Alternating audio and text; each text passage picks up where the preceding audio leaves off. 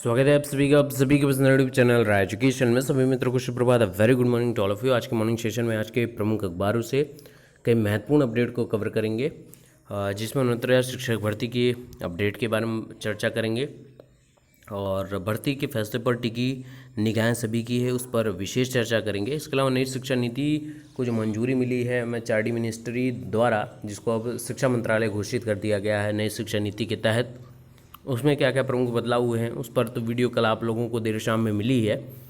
इसके अलावा कुछ और महत्वपूर्ण अपडेट है जिस पर हम चर्चा करेंगे। तो बहुत ही गंभीर वीडियो है, बहुत आराम से देखिएगा। चलिए फटाफट सारी अपडेट को क्लियरफाई करते हैं। तो ये आज की मॉर्निंग अपडेट है। अगर इसको आप पढ़ेंगे तो आपको पुराना एक दिन याद आएगा जब भर्ती प्रक्रिया स्टार्ट होने वाली थी, आपकी परीक्षा होने वाली थी 6 जनवरी को, है ना। उसके पहले अभ्यर्थी लगातार BTC के अभ्यर्थी लगातार PNP सचिव को ये बोलते आए, बार बार ये बोलते आए, यही शब्द बोलते आए। उसमें आपके प्रभात कुमार जी थे, उनको ये बार बार बात बोलते आए कि यहाँ पर कट ऑफ निर्धारित कर दीजिए, नहीं तो भर्ती प्रक्रिया पर प्रश्न चिन्ह उठ सकता है। लेकिन कट ऑफ निर्धारित न करने की वजह से भर्ती प्रक्रिया ये 18-19 महीने से लंबित पड़ी हुई है। दूसरी इम्पॉर्टेंट बात, फिर से यहाँ पर क्रियाकलाप किया जा रहा है। शिक्षा मित्रों के कॉलम में जिन्होंने शिक्षा मित्र न भरने वाला जो ऑप्शन था, जो भी 250-500 कितने शिक्षा मित्र वाला किया जा रहा है, उनको फिर से ऐड ऑन किया जाएगा। उसकी वजह से जिलों में जो हो सकती है मेरिट बदल सकती है। अगर यहाँ पर ये क्रियाकलाप होगा तो सीधी और स्पष्ट बात है कि भर्ती पर प्रश्न चिन्ह लगेगा और न्यायिक प्राधिकरण की तरफ फिर अग्रसर करने की बात यहाँ पर देखने को मिल सकती है, क्योंकि हर व्यक्ति के लिए समानता फिर यहाँ पर लागू हो जाएगी। बस शिक्षा मित्रों के लिए शिक्षक भर्ती में ही स्पेशल क्रियाकलाप नहीं होगा, फिर सभी वैलिड हैं, सभी एक बराबर हैं, सभी योग्य हैं। तो जिसके साथ त्रुटियां हुई हैं उन सभी को संशोधन सुधार का मौका मिलेगा और सभी फिर अपने हक के लिए न्यायिक प्राधिकरण की तरफ अग्रसर होंगे। इससे संबंधित आपके लीगल टीम के सदस्यों ने आपके विभाग को, बेसिक शिक्षा विभाग को पत्र में ये सारी चीज़ें स्पष्ट कर दी हैं कि अगर एक विशेष पक्ष को ये बात क्रियाकलाप की जाएगी तो कहीं ना कहीं प्रश्न चिन्ह उठेगा और न्यायिक प्राधिकरण की तरफ फिर से भर्ती औंधे मुँह आगे बढ़ने वाली पड़ेगी। तो ये इस पर प्रश्न चिन्ह लगाया जा सकता है इन सारे क्रियाकलापों के बीच में। तो 69,000 भर्ती के संबंधित संशोधन किसी भी प्रकार का मान्य नहीं होना चाहिए, क्योंकि संशोधन हर, चाहे B.Ed का अभ्यर्थी हो चाहे BTC का अभ्यर्थी हो, सबके लिए संशोधन पर जब प्रश्न चिन्ह उठाया गया है तो सबके लिए वो चीज़ वैलिड होनी चाहिए, है ना। तो यहाँ पर विशेष पक्ष को ही लाभ या विशेष पक्ष के लिए ही क्रियाकलाप इतनी ज़्यादा माथापच्ची करने की आवश्यकता नहीं है, क्योंकि अभ्यर्थी लगातार धरना दे रहे हैं, अभ्यर्थी लगातार विशेष शिक्षा परिषद पर जमावड़ा करते आए हैं, बार बार अपनी बात विशेष शिक्षा परिषद के सचिव से बार बार ये बात बोलते आए हैं।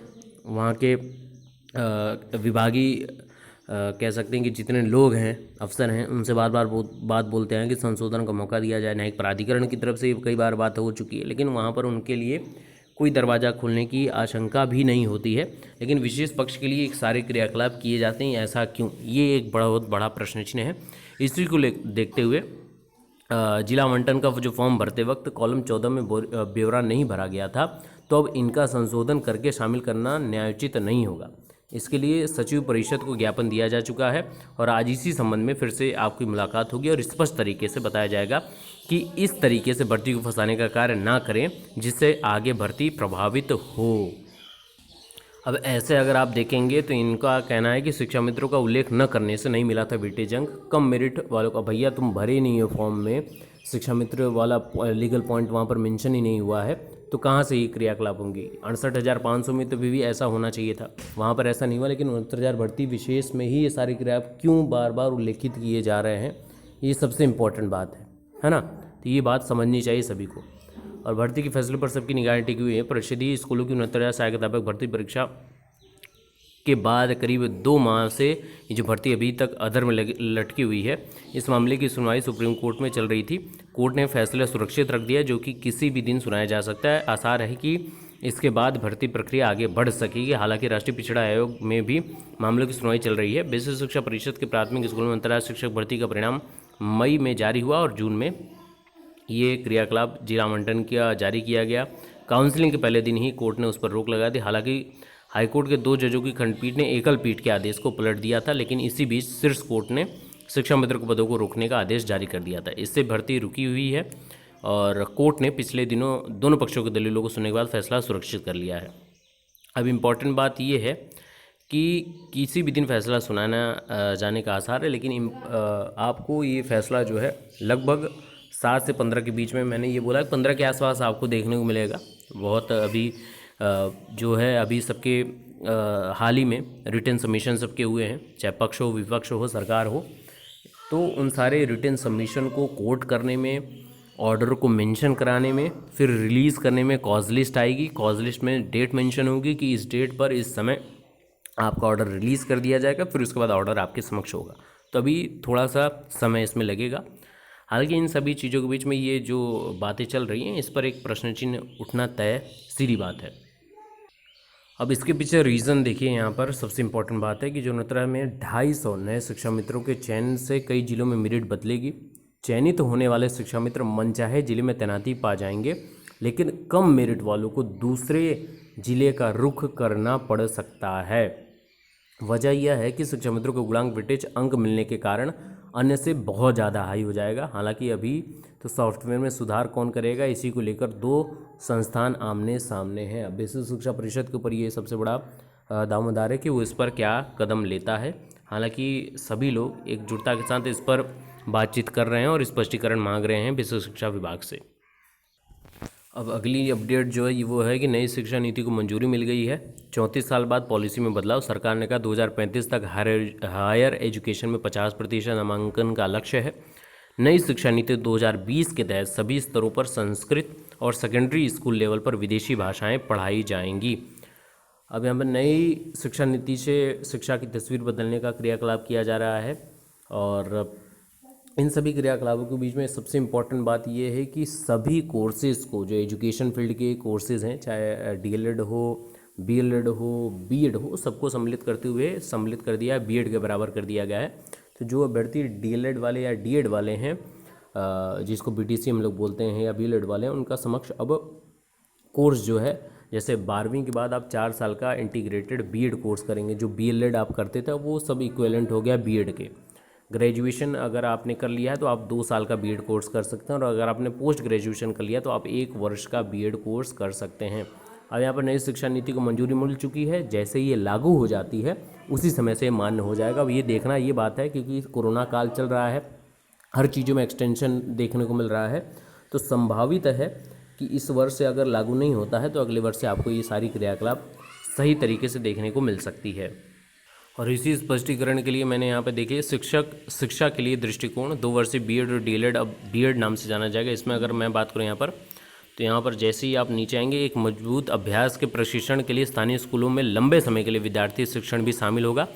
4 वर्षीय एकीकृत, यहाँ से देखिएगा, 4 वर्षीय एकीकृत बीएड डिग्री कार्यक्रम उपलब्ध करने वाले बहुअनुशासित संस्थानें 2 वर्षीय बीएड/डीएलएड, जो अब बीएड के नाम से जाना जाएगा, कार्यक्रम भी उपलब्ध कराएगी। यानी कि अब जो डीएलएड है, बीएड, वो अब बीएड के नाम से ही जाना जाएगा। ठीक है ना। तो अब इसको लेकर परेशान नहीं होना है, अब हर जगह बीएड ही क्रियाकलाप होगा। ये अच्छी बात भी है। बार बार ये डीएलएड वाला क्रियाकलाप या बीटीसी करा कर अभ्यर्थियों को बैठाने वाला जो क्रियाकलाप थी, अब वो नहीं होगा। सभी लोग एक प्रकार होंगे, ताकि जो प्रश्न चिन्ह बार बार उठाया जाता है, कभी बीटीसी बाहर तो कभी बीएड बाहर, ये वाली क्रियाकलाप भविष्य में आगामी शिक्षक भर्तियों में न्यायिक प्राधिकरण के चौखट पर आपको देखने को नहीं मिलेगी। ये कहीं ना कहीं इस लिहाजे से काफ़ी ज़्यादा संतोषजनक है।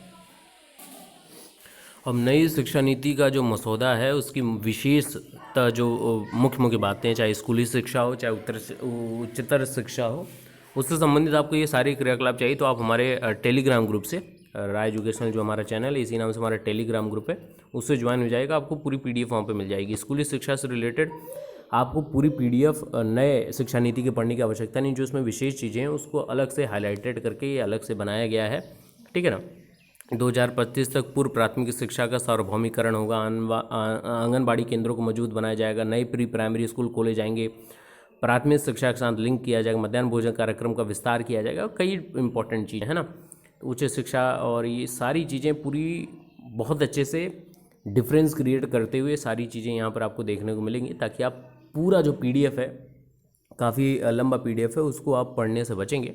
और इम्पॉर्टेंट जो चीज़ें हैं जिस पर आपको फोकस करना चाहिए, चाहे वो उच्चतर हायर एजुकेशन की बात हो, चाहे प्राइमरी लेवल की एजुकेशन की बात हो, सब पर आपका अच्छे से पकड़ हो जाएगा और आपको समझ आ जाएंगी चीज़ें कि कौन कौन सी चीज़ें यहाँ पर हैं और कहाँ कहाँ पर यहाँ पर विशेष बदलाव देखने को मिल रहा है ना। तो जुड़ जाइएगा उससे और वीडियो को शेयर कर दीजिएगा ताकि मैक्सिमम से लोगों तक जानकारी पहुँच सके। और उम्मीद है कि सारी लेटेस्ट अपडेट जो भी 69,000 भर्ती से रिलेटेड होगी और कुछ पॉजिटिव अपडेट भी आपको मिलती रहेगी। बने रहिए एकजुटता के साथ। Best of luck, thank you so much.